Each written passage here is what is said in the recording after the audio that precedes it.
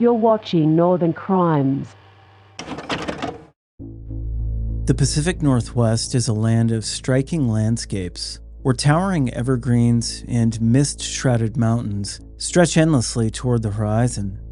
It's a place where families build their lives and where those seeking adventure find both challenge and solitude.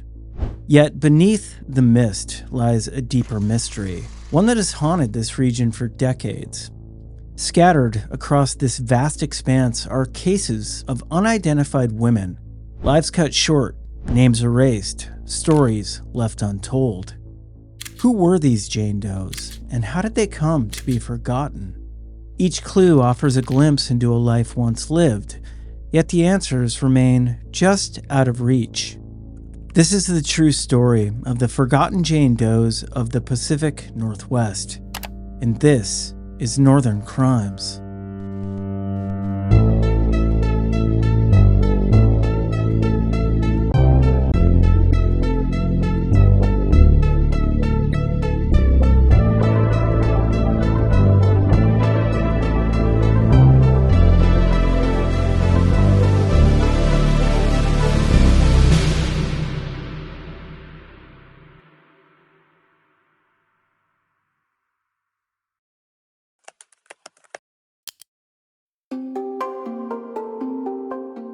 Kalema, Washington, 1991.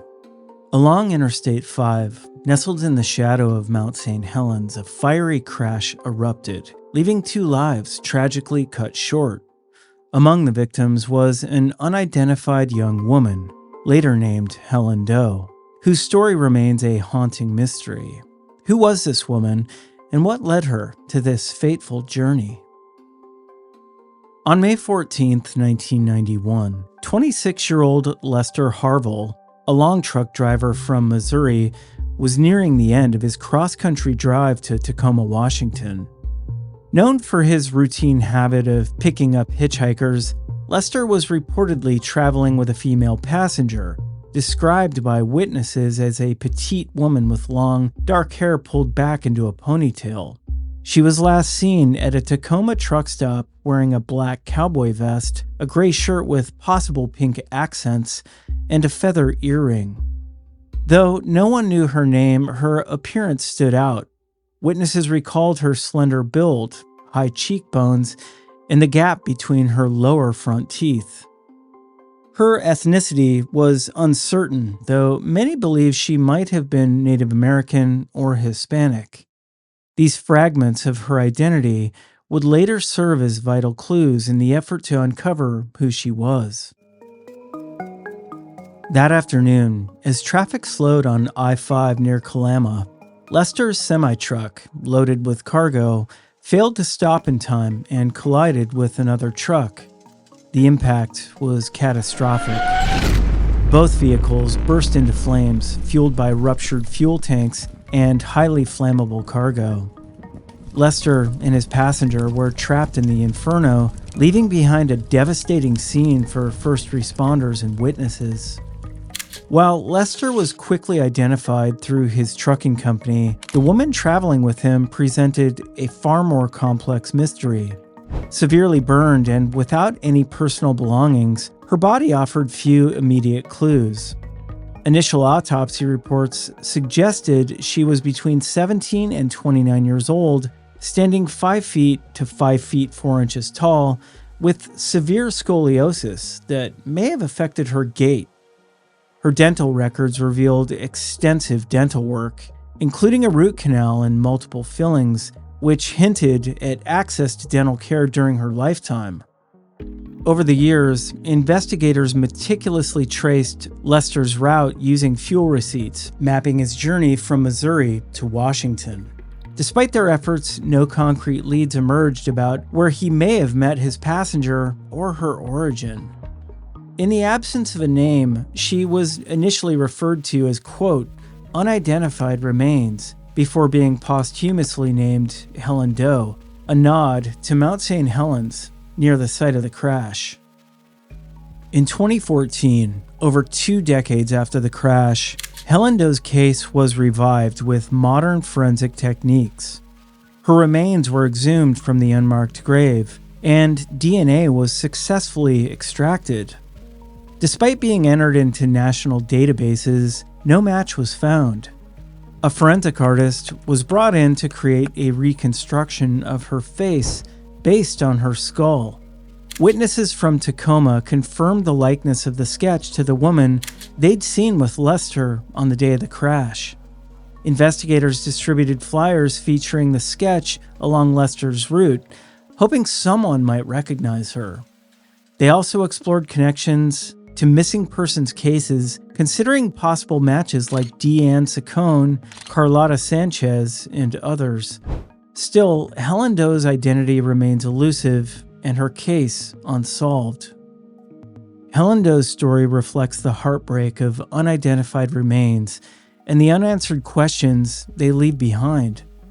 Despite decades of investigation and advances in forensic science, her identity remains a mystery. Investigators hold out hope that someone will one day recognize her face or connect her story to a missing loved one, finally bringing closure to this decades-old case.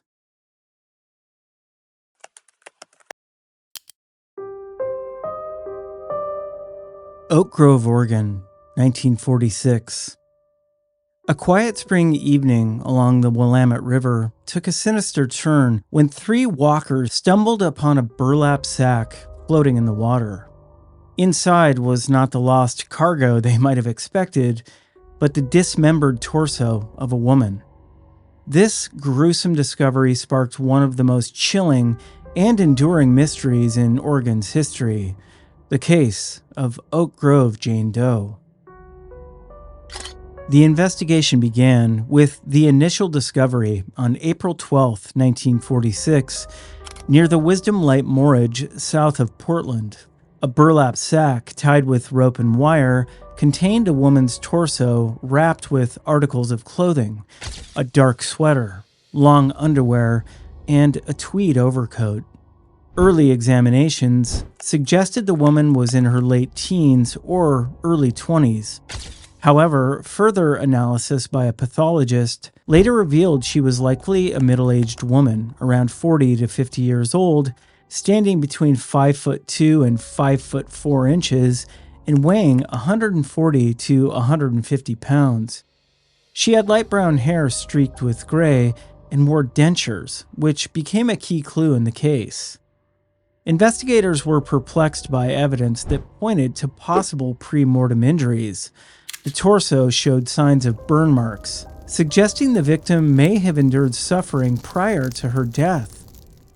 The victim's cause of death was later identified as blunt force trauma to the head, though her identity and the circumstances surrounding her death remained unknown. Over the months following the discovery of the torso, additional body parts began to surface. On April 13, 1946, burlap packages containing an arm and a thigh were found near Willamette Falls, weighed down by curtain sash weights. In October, the woman's severed head was recovered in the same river. Despite these finds, her hands and feet were never located. Investigators turned to unconventional methods to piece together her story. They consulted weather experts to track the river's currents, hoping to determine where the remains had been dumped. Plaster casts of footprints found near the riverbank suggested someone had carried the packages to the water's edge, though these leads didn't yield a breakthrough. And finally, a false confession from a man claiming to know the victim's identity only added confusion to the case. The media dubbed the case the, quote, Wisdom Light Murders, and it garnered national media attention. Leads poured in, with investigators considering numerous missing women as potential matches. Among them were Marie Nastos, who vanished en route to Seattle in 1945, as well as a Portland woman named Anna Schrader. However, none of these leads identified the victim. Decades later, in 2004, the Oak Grove Jane Doe case was formally reopened. By then, evidence including the victim's jawbone, dentures, and other remains was lost, likely sometime in the 1950s.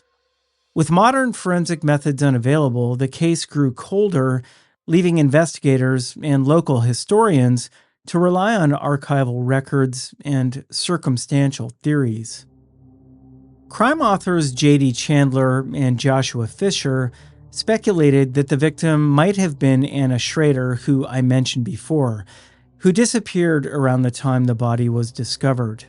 Schrader's involvement in a high-profile affair with a Portland police lieutenant and her rumored possession of incriminating evidence against local officials added an air of intrigue to the theory.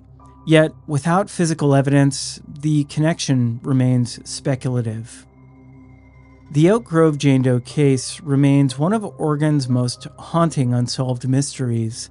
Despite widespread media coverage, modern investigations, and compelling theories, her identity and the motive behind her murder are still unknown.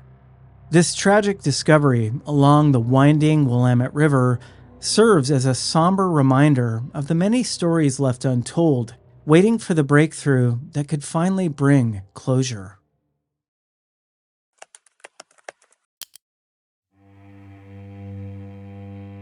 October 24th, 1988.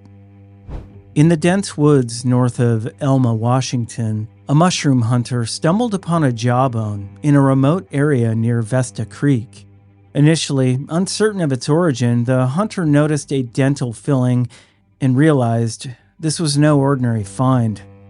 The grim discovery marked the beginnings of a decades-long mystery involving the Grays Harbor Jane Doe, a woman whose identity and tragic death remain unsolved. Elma, a small city in Grays Harbor County, lies in a region defined by its vast woodlands and logging roads. These remote areas are frequented by hunters, foragers, and loggers, but few venture deep into the dense fern-covered terrain. It was in this isolated environment that the skeletal remains of a woman were discovered, scattered across a heavily wooded area.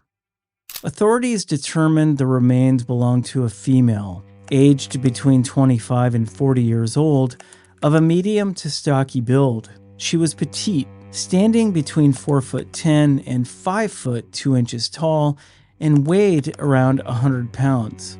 Her dark brown hair and 2 extracted teeth added to the sparse details investigators could gather about her life. A healed fracture on her left tibia hinted at an injury she'd endured in the past, and her well-preserved clothing and jewelry provided clues about her final moments.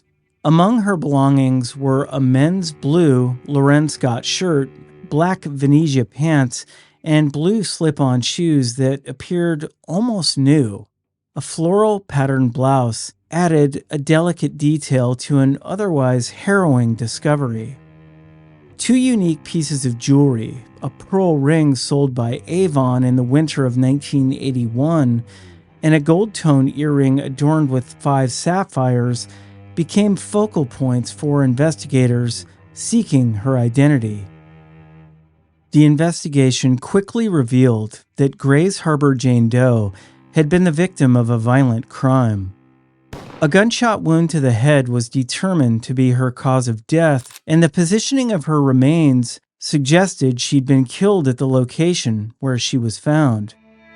Scattered bones, articles of clothing, and even a soda bottle manufactured in 1987 helped investigators piece together a rough timeline. Experts estimated she'd been deceased for 1 to 6 years before her discovery. Over the years, local and national authorities pursued every available lead. Forensic specialists examined her remains, and anthropologists debated her ancestry, initially suggesting she was Native American before later determining that she was likely of Southeast Asian descent. In 2020, the DNA Doe Project confirmed she had Cambodian ancestry, possibly making her an immigrant or the child of immigrants. However, the lack of Southeast Asian representation in genetic databases hindered progress in identifying her family. Retired Detective Lane Yans, who worked tirelessly on the case, conducted more than 60 searches of the site, often crawling on his hands and knees to find additional remains or evidence. He consulted an array of experts, from forensic anthropologists to podiatrists, to better understand her life and circumstances. Yet, despite decades of effort, her identity remained elusive.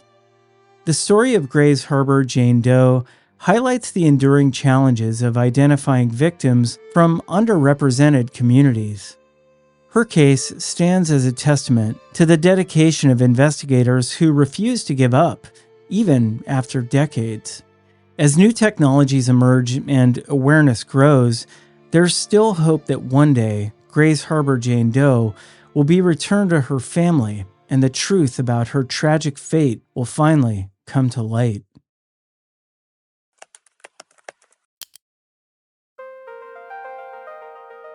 November 1999. In the dense, misty woods of Clatsop County, Oregon, a group of mushroom pickers stumbled upon a chilling discovery near the mile 29 marker on McGregor Road. Scattered remains, weathered and disjointed, lay hidden beneath the forest canopy. Who was this woman, and how did she come to rest in this desolate place? The remains belong to a woman whose life story is as elusive as her identity. She stood around 5 feet 2 inches tall and likely weighed between 105 and 115 pounds. Her build was slender and she bore a distinctive jaw deformity, a feature that would have been noticeable throughout her life. The evidence suggested she may have been Native American or Asian, and forensic analysis hinted at the possibility that she'd given birth at some point. The skeletal remains, found in a wooded area off Highway 26, had been exposed to the elements for at least a year before their discovery. Animals had scattered the bones, complicating forensic analysis. Among the personal effects found with the remains were a pair of Levi's 501 jeans, ribbed socks, and a black leather exhilaration belt with a peace symbol buckle, clues that provided faint traces of her identity, but no solid answers. Despite the evidence, her cause of death couldn't be determined. Forensic artist Cammie Hines constructed a clay model and sketches based on her skull, hoping to reconstruct her appearance and spark recognition. Dr. John Lundy, a forensic anthropologist, supported the effort, contributing insights into the skeletal features. However, without a definitive cause of death, the investigation remained stalled. DNA and dental records were preserved, and she was compared to several missing women, including Barbara Sturbinski and Elizabeth Campbell. All were excluded as potential matches. Investigators suspected she might have come from outside the Clatsop area, further complicating efforts to connect her to a missing person report. Despite the efforts of law enforcement, forensic specialists, and the public, Clatsop County Jane Doe remains unidentified. The reconstruction of her face and the detailed inventory of her belongings have yet to yield the vital clue needed to restore her name. Investigators have called on the community to provide leads, but as of 2024, no one has come forward to shed light on her story.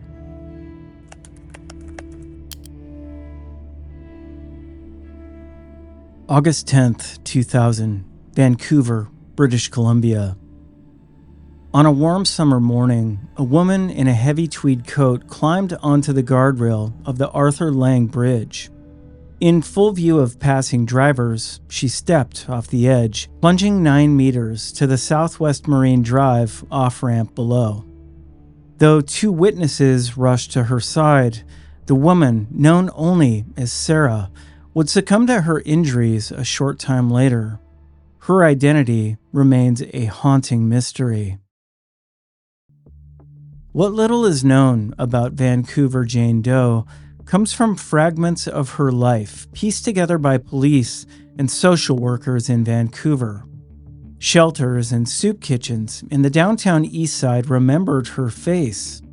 One employee believed her first name was Sarah, but no one knew her full name or her story. It said she'd recently been evicted by an ex-boyfriend and was briefly involved in sex work in New Westminster, though she'd reportedly wished to leave that life behind. Sarah had hazel eyes and slightly curly dark brown hair streaked with gray. At around 5 feet 10 inches tall and weighing 141 pounds, she presented as a slender woman with no tattoos or distinctive scars beyond a few small marks on her knees, arm, and hand. Her appearance suggested she hadn't been living on the streets for long. Despite these clues, no records or personal connections have surfaced to reveal where she came from or who she might have been. Sarah's tragic death was ruled a suicide, but her identity presented an immediate challenge for investigators. In her pockets, they found a page torn from a phone book listing social services and 3 scraps of paper with handwritten phone numbers.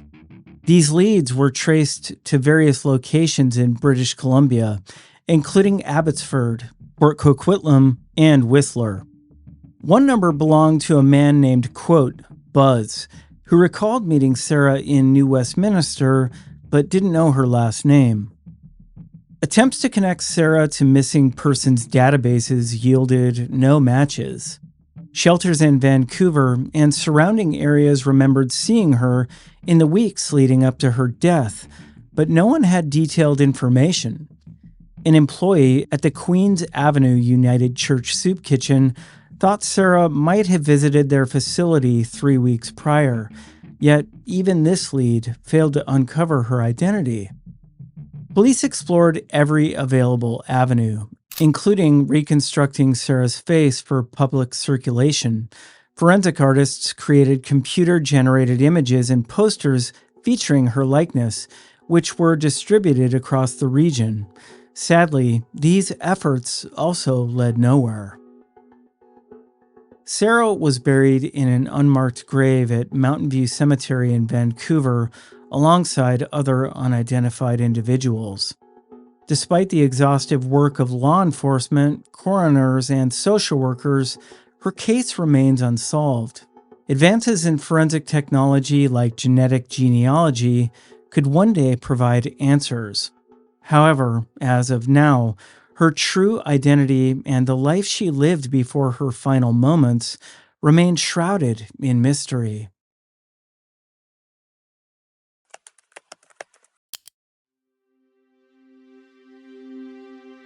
In the serene woods of Union County, Oregon, hunters stumbled upon a mystery that's mystified investigators for decades.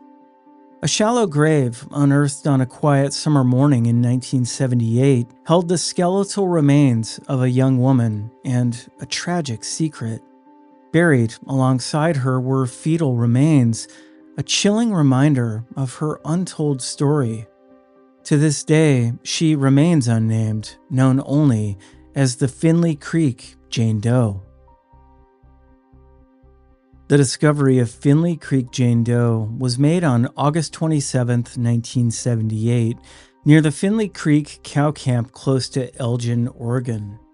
Hunters Ron Swinger and Lee Parr stumbled upon the shallow grave at dawn, approximately 100 feet from the road. The grave had been disturbed by animal activity, with skeletal remains scattered nearby. The woman, estimated to be between 15 and 25 years old, was buried face down, as if hastily hidden from the world. With her were fetal remains, indicating she'd been 6 to 8 months pregnant at the time of her death. Investigators determined she stood between 5'1" and 5'3" tall, weighing around 115 to 125 pounds, and had light brown or blonde hair. Her dental records revealed extensive work, including amalgam fillings and missing molars. Clothing found at the scene included red Catalina brand pants, a floral patterned halter top, and ankle-high lace-up boots. A nylon cord and a coaxial cable, later theorized as potential murder weapons, were discovered nearby.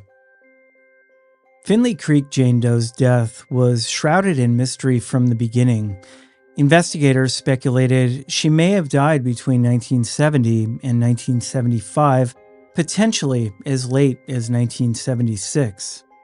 The remains showed no definitive cause of death, but the cords found near her suggested she may have been strangled. Leads emerged in the years following the discovery. In 1979, authorities investigated an abandoned camp 25 minutes from the burial site, where items including feminine hygiene products and a jacket labeled, quote, Nisqually Eagles were found. A pair of boots at the site bore the name Fox, Holman, and Stepeton, linking the scene to a missing person named Dana Lou Sanchez.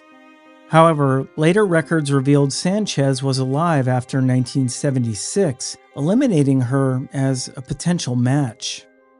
Despite numerous leads, including a tip involving a pregnant woman named Tina Bradford, no solid connection was made to the unidentified woman. Tragically, in 1990, Union County District Attorney Russ West ordered the case closed, and all evidence, including Jane Doe's remains, was destroyed. Her remains were sent to a Walla Walla, Washington mortuary, further complicating efforts to identify her. The destruction of evidence didn't mark the end of Finley Creek Jane Doe's story. In 2019, researchers Jason Futch and Mel Jetterberg reignited interest in the case, forming a task force to uncover the truth. A forensic artist, Anthony Redgrave, created a reconstruction of Jane Doe's face, bringing renewed attention to her story. The sketch caught the eye of a woman named Suzanne Timms, who was stunned by the resemblance between the rendering and her missing mother, Patricia Lee Otto. Otto had vanished in 1976 after a domestic dispute in Lewiston, Idaho, leaving behind 2 young daughters. Otto's estranged husband, Ralph, was suspected in her disappearance but was never charged. Timms believes her mother was murdered and buried in Finley Creek, a theory supported by similarities in physical description and clothing. While Patricia Otto has been ruled out due to discrepancies in dental records, Timms and researchers argue the possibility of a clerical error during the investigation. Efforts to locate additional remains at the site have been unsuccessful, and the destruction of evidence in 1990 continues to be a significant barrier to solving the case. The story of Finley Creek Jane Doe is one of tragedy and lost potential. Her burial in a shallow grave alongside the unborn child she carried speaks of lives cut short. For Suzanne Timms, the quest to connect Jane Doe's story to her missing mother is more than a search for answers. It's a fight to ensure that both women, wherever they may be, are never forgotten.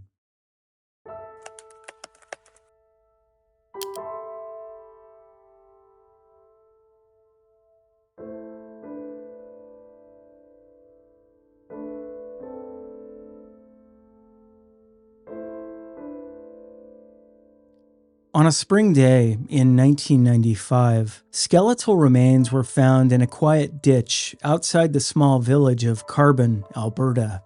The woman, now referred to as Carbon Jane Doe, had been there for more than a decade. Her identity remains unknown, and the circumstances of her death are shrouded in mystery. Carbon Jane Doe is believed to have been a woman of North African, indigenous, or mixed ancestry. She was likely between 23 and 40 years old at the time of her death, standing 5 foot to 5 foot 4 inches tall. Her dental records revealed she had multiple stainless steel crowns and fillings, indicating she had access to dental care. She'd also contracted brucellosis, a bacterial disease rare in Canada, suggesting a possible connection to agriculture or contact with livestock. There's no record of her name, and she might have been traveling through Alberta when her life was tragically cut short. Investigators speculate she could be among the 421 long-term missing persons in Alberta, but no confirmed link has been made. The remains, discovered on April 21, 1995, were skeletal, and no personal belongings or clothing were found with the body. It's unclear whether the absence of these items was due to decay or intentional removal. Post-mortem analysis suggests Jane Doe may have died between 1980 and 1985, but no official cause of death has been released. However, authorities suspect foul play. In 2019, the Alberta RCMP commissioned a clay facial reconstructions in hope of generating new leads. The reconstruction revealed a woman with delicate features, possibly matching those who lived or work in agricultural or rural areas where brucellosis exposure might occur. Despite these efforts, her identity and the circumstances of her death remain elusive. Carbon Jane Doe's case continues to perplex investigators. Alberta RCMP have released her facial reconstruction and details about her physical characteristics, hoping someone will recognize her. The familial DNA index, part of Canada's National DNA Databank, have also been utilized in this and similar cases. Despite these efforts, no breakthroughs have emerged. With her story now in the public eye, police and advocates remain hopeful that someone, somewhere, knows who Carbon Jane Doe is and what happened to her. Carbon Jane Doe remains a perplexing mystery. Her presence in a remote Alberta ditch speaks to a life cut short and a name lost to time. Yet her story serves as a reminder that every case matters, and that every effort must be made to restore her identity and honor her memory. Someone out there holds the key to solving the mystery of Carbon Jane Doe, and her story is waiting to be told. For decades, these women have existed only in fragments. Scattered remains, forensic sketches, nameless case files buried in archives. They were daughters, sisters, and friends, yet to the world, they remain unknown. Advancements in forensic science and tireless investigations have brought them closer to recognition, but the final piece of the puzzle remains missing. Somewhere, someone knows who they are, a memory, a photograph, a name left unspoken. Until that day comes, they remain the forgotten Jane Does of the Pacific Northwest.